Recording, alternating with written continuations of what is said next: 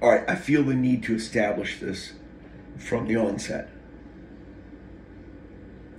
While I find both Lee Merriweather, Miss America, by the way, and Eartha Kitt fine women in their own right, and I believe one or maybe both of them have passed by now. I hope I'm not putting anybody in an early grave. Forgive me if I am. Excuse me. But I think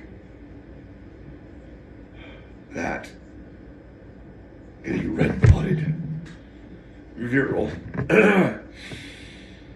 man is going to have to go with Julie Newmar here. I'm sorry, you got to go with Julie Newmar. No, not of her in her 70s, trying to do photo shoots. Blood pressure, you took your medicine, that's good. Come on, man. It's like what they said about, the guy said about Grease Slick. It's like, you know when to step down. But, Batman series of the 60s, they had three wonderful women that played Catwoman, the role of Catwoman. One of which was Julie Newmar. I'd like to give a shout out to Julie Newmar in the black cat suit. Yes. Lee Merriweather did some other acting work. I believe she starred in an episode of Star Trek, the original series, where she plays like a computer-generated hologram with some pretty deadly ass powers, like a guardian of this temple or whatever. And each time she sent out this hologram, whatever, Lee Merriweather, rather attractive, perhaps somewhat hokey, but rather attractive. Can it be hokey and attractive? Yeah, because it's Lee Merriweather. And each time she would be generated by the computer to be sent out as a guardian to the nest. She would be specifically programmed for one of the landing crew in particular. And so she would have no defensive capabilities or offensive destructive capabilities against any of the human beings at the landing party except the one that she was designed for by the computer. Don't ask. Spock's brain. I believe that's the episode. And it gets to one scene where Kirk Chikov bones. And all of a sudden there's one of her images standing in front of them. And by now they know that this is a deadly thing, man. If it touches you, it kills you.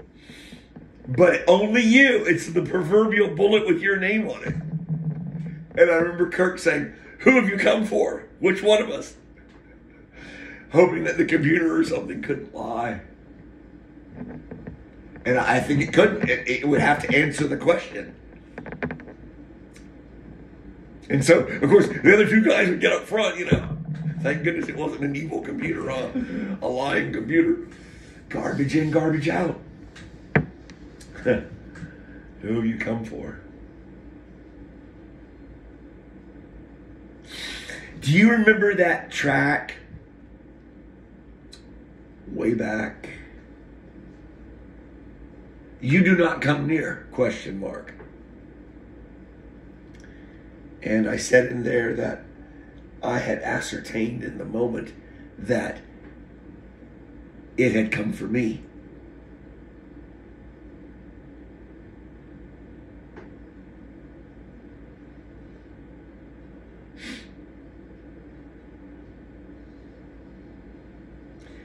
And now I realize, as I move forward along my linear progression, my timeline, I realize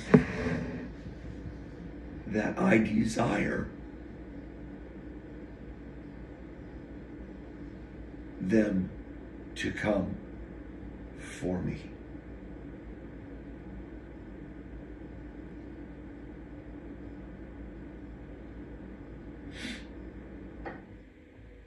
To understand what I've just said, you'll have to go back to the beginning and listen to the earliest tracks.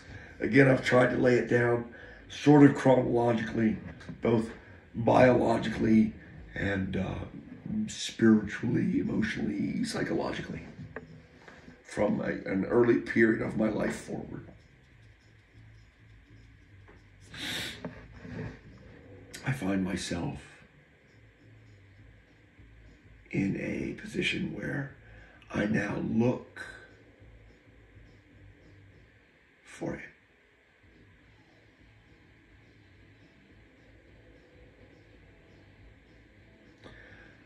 I am desirous of a rematch.